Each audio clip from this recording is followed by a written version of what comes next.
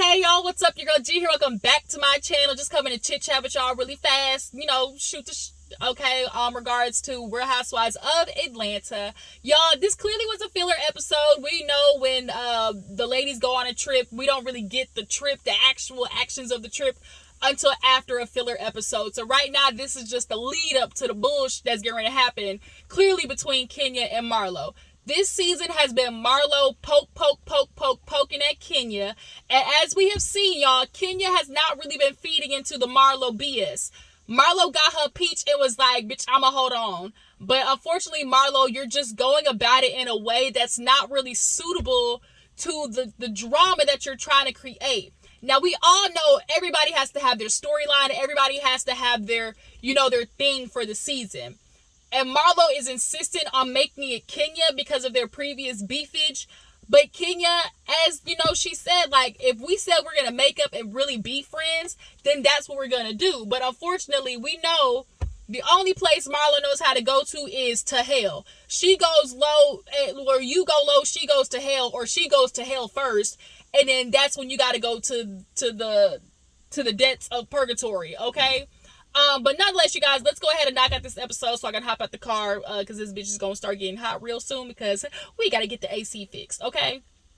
So, we open up the episode with good old Brooklyn Blaze dates. I'm not going to lie, y'all. The booty on Kenya is not looking good. To me, it just does not look good. She works out. Her legs are skinny, but all that ass she inflated is just sitting there, just cut out, It's plump, it's sitting up right, but it just does not look good to me. The assage that's on her, okay? The ass cakes is starting to get a little, is just a little too much. It don't jiggle, it folds, okay? But yeah, so she's with Kenya.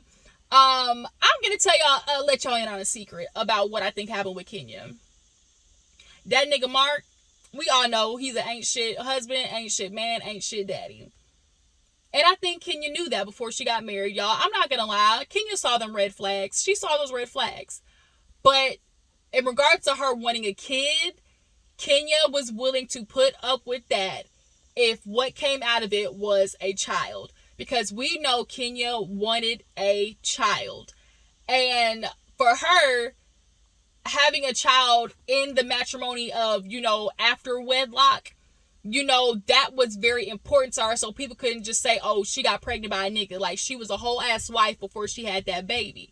So I think that was really important to Kenya. And therefore, she was willing to basically weigh out, the risk versus reward. And her having a baby was worth putting up the shit with Mark, if you can get what I'm saying.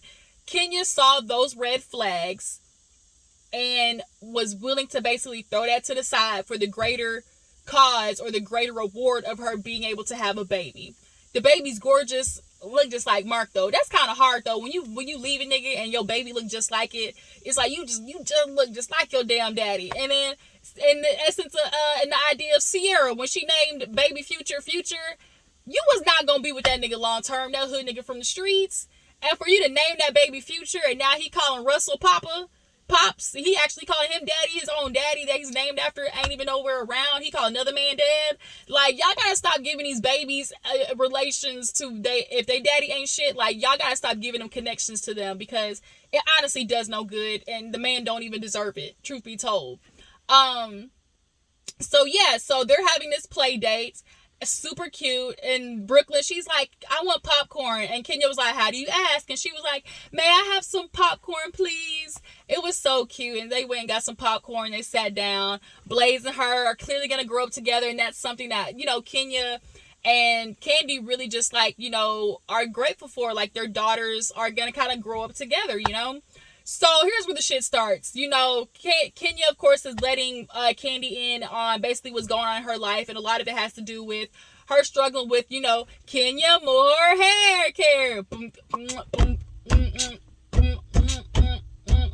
Kenya, more hair care. Okay. She's dealing with what a lot of businesses dealt with. God dang, everything trying to get shipped in from overseas is delayed. And that's the issue when you have people like Walmart and Ulta saying, hey, bitch, we want to put your products in. And Candy's asking the question, well, if you ain't got no inventory, how you going to fulfill the orders? And Kenya's like, yes, bitch, a business-minded person, you get it. And a lot of women in the group aren't really like business people per se. They want to start a business, they want to own a business, but are they actually going through the business shit? Hell, we know Sheree's over there still struggling with spring, summer, fall, September, with She by Sheree. She by She don't got it, okay? But yeah, so Candy does what Candy normally does. How can I help? And Marlo, you really shot yourself in the fucking foot with the way that you talked about Candy. She never helped you. She don't do nothing for the community. You know, this girl actually got you your own TV show, Marlo. Your own TV show. Like, what the... And you messed it up being greedy. Like, it's not... Marlo just... Girl, you are a hot-ass mess. But watching Candy Lee, like, how can I help? Like, that's what Candy does, especially for her friends. Like, she's going to help in any way she can. And, like, we can't say that we haven't seen Candy do that. She supports people even if she don't fuck with them. I'll buy your products or whatever, you know? So then Candy, of course, starts talking about Marlo in particular because Kenya's like, I'm not doing this with Marlo about the trip. Kenya's like, bitch, I ain't going. And so Candy's like, you know, I get it. You and Marlo ain't necessarily getting along. I'm kind of, acting a little, looking at Marlo sideways because she admitted, she said that she kicked them kids the fuck out, okay? She basically told them kids, get the fuck out, and Candy's kind of like, well, damn, like, for 30 days at that, like, not only did you kick them out, but for 30 days, like, that seemed a little extra, don't it? Like, a little extra long. I can understand maybe for a weekend, a week tops, but a whole ass month, Marlo, like, ma'am, we're not going to sit here and act like that's not buffoonery. Like, we're not. Especially in the situation that you kicked them out too, which we'll get into later. And so Candy was like, when you take on those responsibilities, when you decide, hey, this is what I'm going to do, you decide that you're no longer going to be selfish. And that's going to be hard for Marlo because it's always been me, myself, and I. She's had to survive on the streets. She's had to, do everything for her, for Marlo. So then you add, 2 nephews on top of that. Like, she doesn't know what to do, basically. Like, she is emotionally stuck. And not only that, she's an emotionally unhealed, traumatized person. So all of her, lackings are going to therefore be projected onto the boys, which we obviously have seen. And so, Candy gets it because remember she took in Melvin, her cousin, and then we saw on the OLG show, like she gets it, but that's something, we offer Marlo grace and understanding like this is new for you, but you have to be willing to fix your unhealed traumas and fix the things that you're wrong at so you can do right by those boys. So moving on. We see a scene with Sheree talking about, hey, can we add drawstrings to the pants? Because, bitches, it is BBL Central. Y'all, I remember when I saw that picture on the Shade Room, and it was all the women in wheelchairs in the airport, and it was like, it's sad. The BBL frenzy was tragic. Because it's like, y'all getting all this shit, silly putty and chicken grease, inflated into y'all's ass, for men to honestly be like, man, ain't nobody natural no more. Y'all done went and got surgery. A lot of men, they really be like, y'all want to look good for them. Y'all end up trying to be like these Build-A-Barbies, trying to snag you a man, and y'all not going to tell me otherwise. But I just, I want to do it for me. I want to do it for my confidence, But it still leads back to you're doing it for your confidence because you don't fit into the mold of what? Society, right? You don't fit into the mold of what? Men. You don't fit into the mold of what attracts other people. That's why your confidence is lacking. So as much as, I'm doing it for me, a piece of that has to do with outside perception, But to watch women go and get them BBLs, and now Sheree's like, bitch, we need a drawstring, because literally waist are this big and then got asses 10, 30, 100 pounds hanging from the back like a dump trunk. Y'all with these big asses for no reason. They look tragic. Some of y'all is looking bad out here with these asses. I'm just letting y'all know. Some of y'all look, woo, yikes. Ooh, moving on. Y'all understand gravity gonna take a hold? Gravity. And y'all, or some of y'all gonna end up on K. Michelle's botched booty show. Like, everybody knows that the BBL is one of the most dangerous surgeries, and this is how y'all trying to die for an ass. Nope. How about y'all take your ass to the gym? Matter of fact, Lord, let me open a window.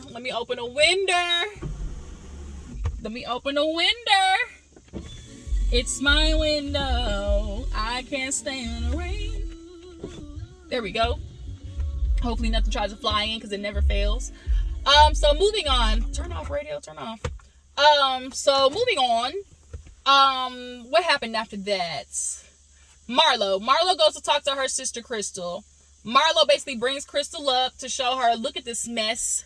Look at this mess these boys are making. Oh my God. The struggles. And it's like, you're going to be Monty. And not only that, but she's having boys, right? So I guess she ended up pulling out all those clothes that they basically stuffed in like the cabinet or whatever, which is what boys do. My nephew, I have to stay on that boy's ass all the time and do like what Crystal said. You can tell the boys to do something, but you got to supervise that shit because they're just going to take a shortcut, i.e., which is what they did. They stuffed all them damn clothes in the cabinet, and then when it comes to I don't got nothing to wear. Why don't you got nothing to wear? We know Marlo stacked y'all up with some clothes, boys. But nonetheless, she sits down with her sister Crystal, and she's like, I'm struggling. I'm not ashamed to admit that, like, damn, this shit is hard. I'm adjusting my life. I'm taking these boys in, and mentally, I need a break. Understood. Even when you decide to have a child, you need a break. Moms need breaks, So nobody's knocking you for that, Marlo. It's just that maybe the way that you're going about it isn't the greatest, right? And then the sister was like, I get it. You have to understand what the adjustment is like for kids, because Marlo ended up, I guess getting like ownership or just like guardianship of her sister when she found out she was in, foster care or whatever. And the sister, didn't want to listen to rules. She didn't want to follow her. Obviously, like, my sister, who you talking to? You're not really my mama. But then you go and live with your mama, understand, bitch, that bitch is not stable. Okay, the mama wasn't stable. The mama had issues too. Let me go and run my tail over there back to Marlo because she ain't that bad after all. And I low-key think that's what Marlo's doing. It's like, ooh, y'all live in all of this. Let me send you over to my sister in this tiny-ass 2-bedroom apartment with 4 babies and let y'all see, what y'all have. I definitely think that's what Marlo was getting at. And on top of that, shit, I need a break, right?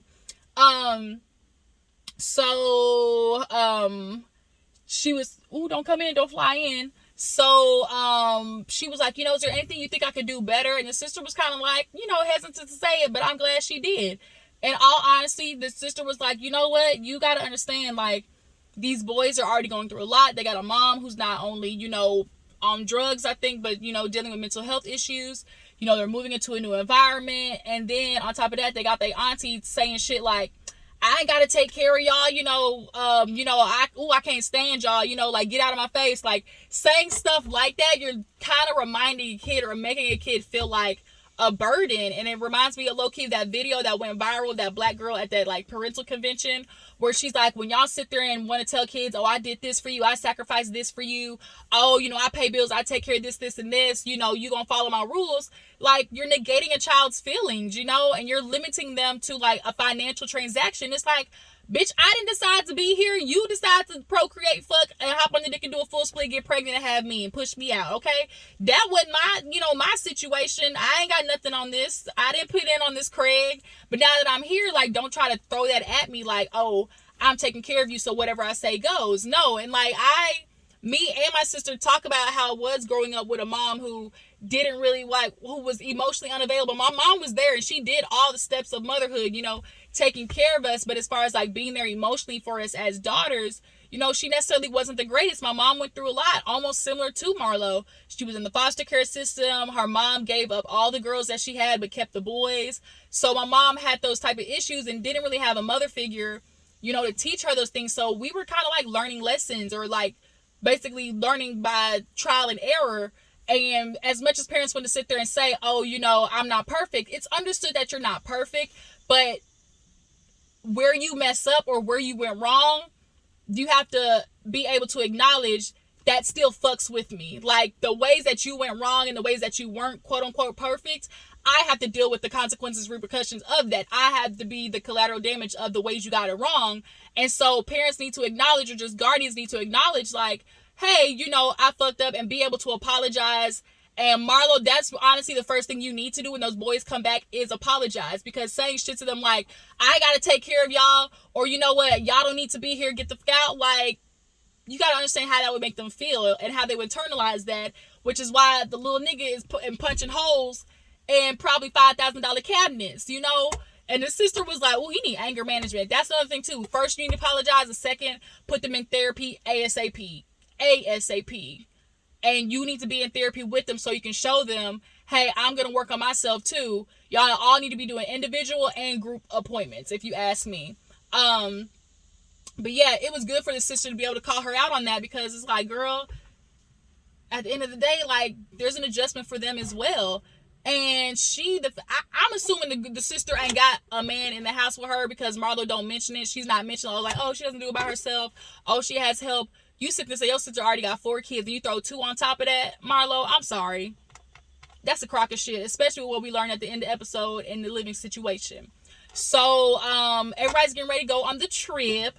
Marlo takes Sheree with her in the Rolls Royce, living high. You know, we know Marlo loves a good lavish lifestyle, so she takes Sheree with her. They enjoying the laps of luxury in the car, drinking their champagne and eating and everything. You know, she's trying to spoil Sheree, obviously, after that shit show with Tyrone, letting the little nigga convict who still got to report to the government swindle her and play her dust on national TV. I'll be damned. Not only does a nigga play me, but a convict, fraudulent scammer McScammers play me on national TV. You ought to be fucking ashamed of yourself, Sheree. Ashamed of yourself. And we still got questions like Candy asks, how the fuck you pay for that house? I'm sorry, Sheree. Who gonna check me boo t-shirts is not doing it. You got like a $10,000 square foot basement.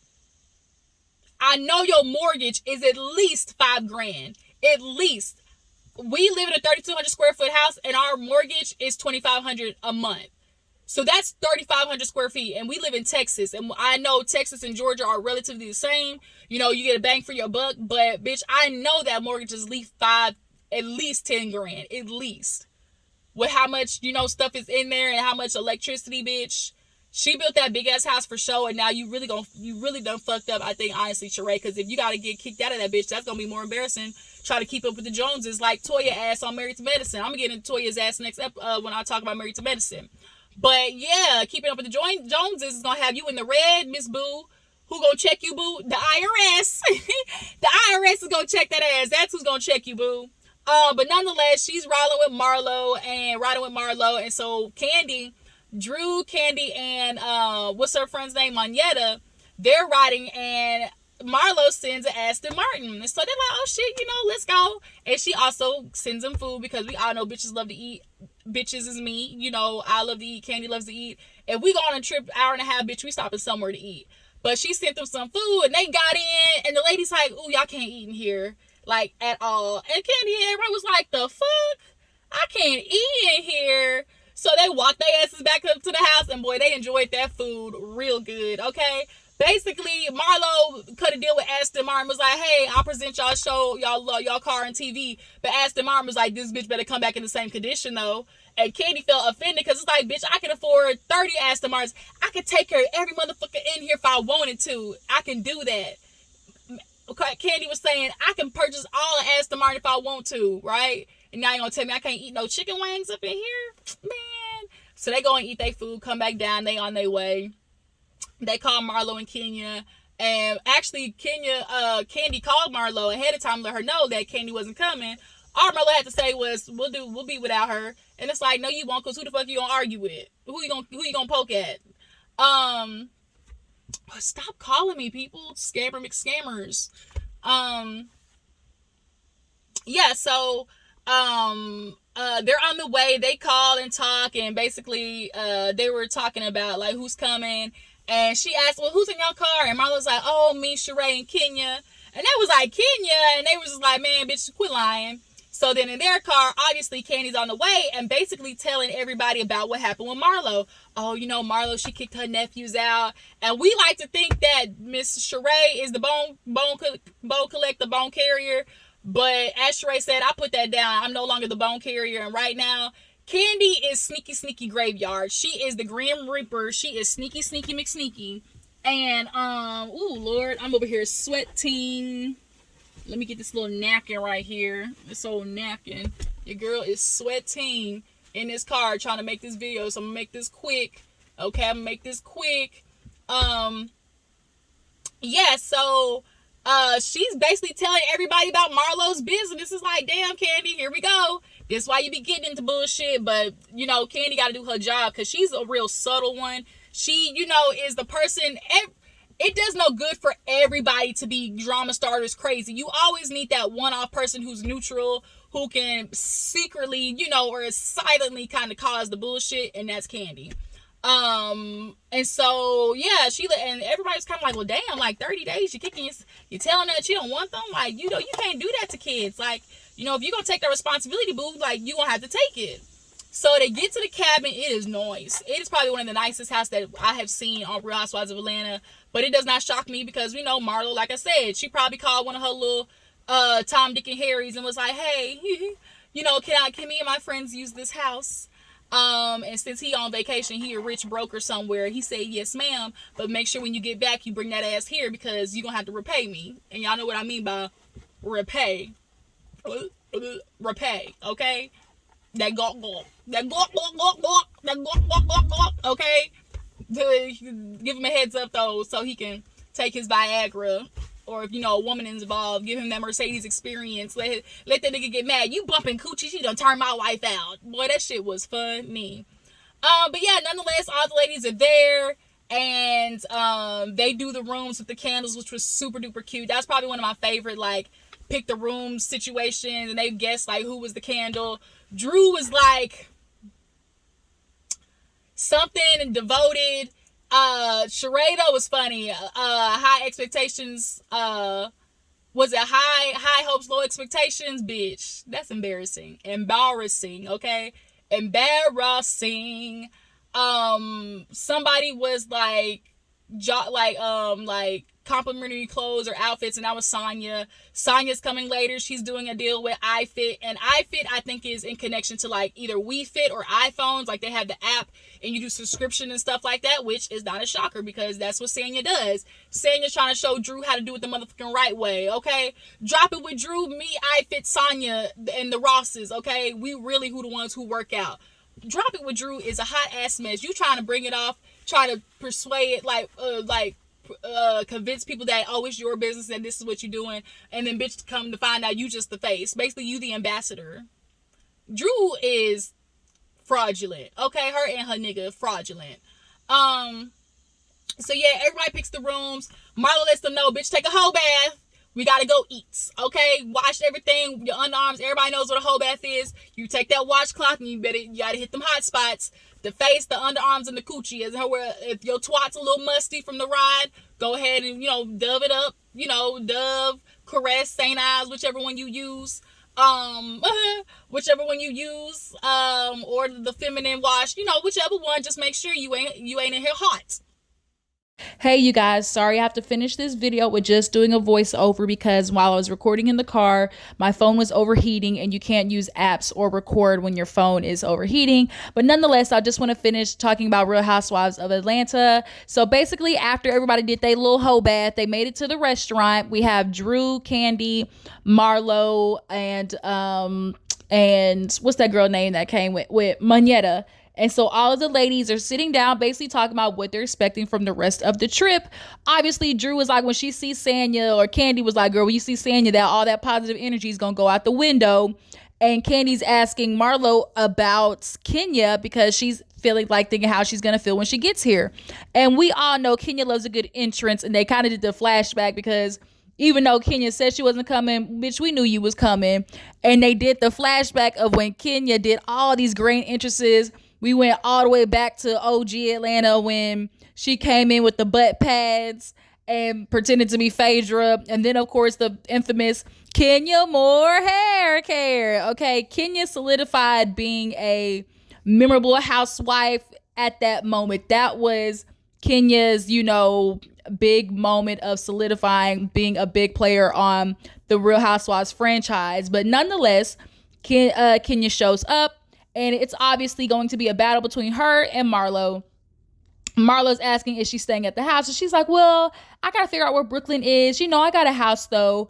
And Kenya loves to use Brooklyn as basically her out for wanting to do what she wants to do at the time.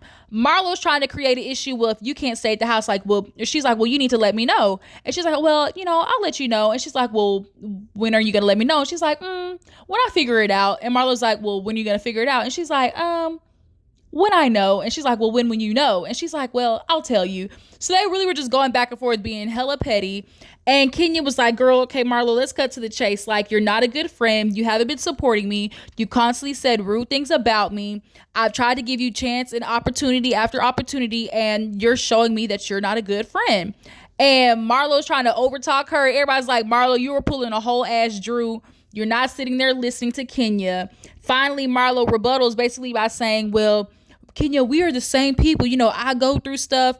She is definitely using the situation with her nephews. Every time she's bringing it up, I'm going through things, and she brings up the foster care system and her nephews. It's always something with Marlo that she's bringing up her past. She's like, I'm insecure. I got big feet. I got bald spots in the front of my head, real bald head, whole shit, And so it's like, damn, Marlo, you reading yourself. She low-key pulled an 8 Mile where it's like, I'm going to talk about myself before you hoes can talk about me.